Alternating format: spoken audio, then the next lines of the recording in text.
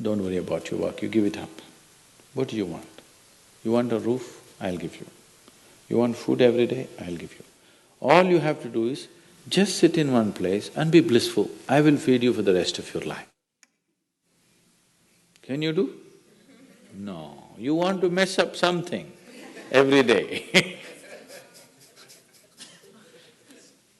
People say they're only working for a living. I said, don't worry, I'll give you shelter, I'll give you food every day, no problem.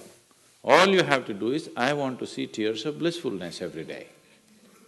That's all the requirement. You don't have to do any work, you don't have to serve me, you don't have to produce anything, nothing. Just sit here blissfully, we'll feed you, we'll worship you. No.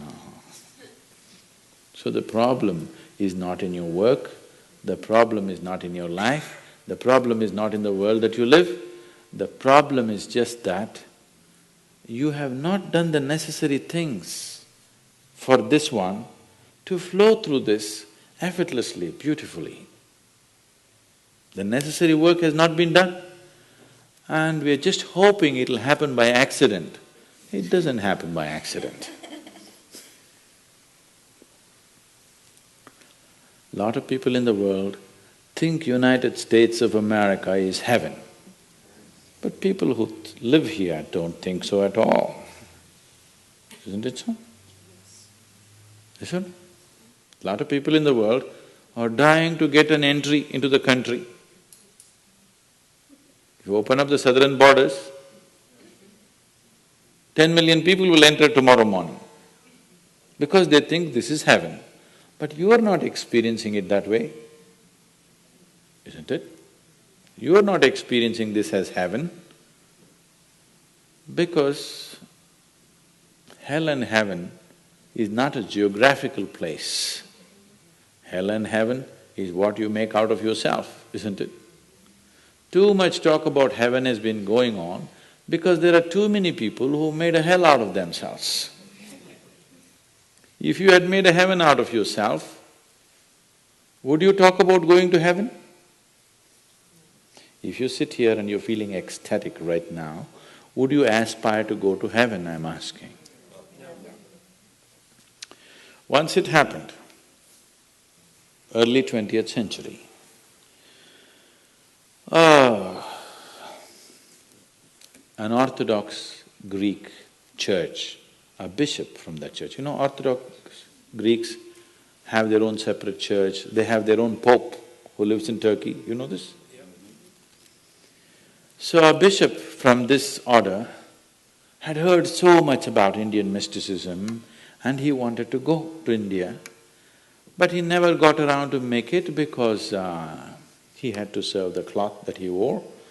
And after 60 years of age, when he is semi-retired, he got the opportunity and went to India. So he came to South India, near where we are, and he wanted to meet a mystic, a yogi.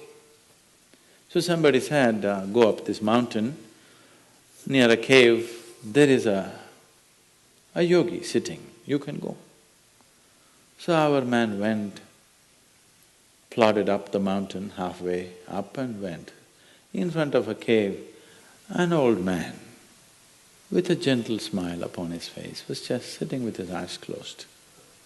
So the bishop went and prostrated. He cannot do it, he is not made for that. But they had told him, if you go to India, you have to crawl. He prostrated like this and with all his four limbs he got up. The yogi looked at him with amusement.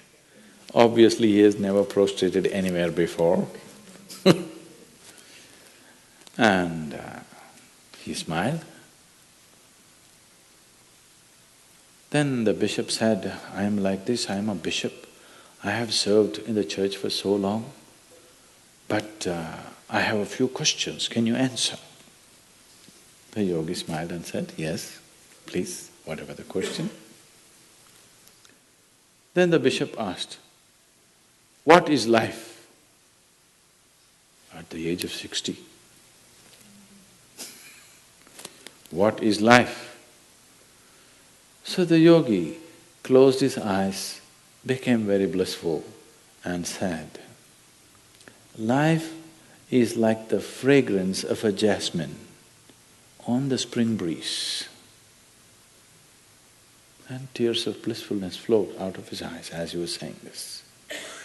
Then the bishop said, no, no, no. Our Pope has told us life is like a thorn and we must renounce it.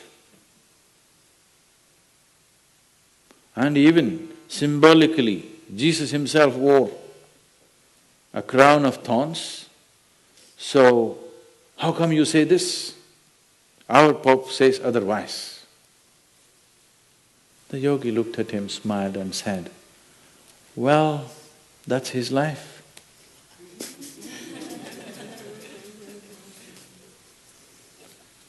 So, what you make out of it is not because of where you are, what you are, it is just what you make out of it, isn't it? Yes.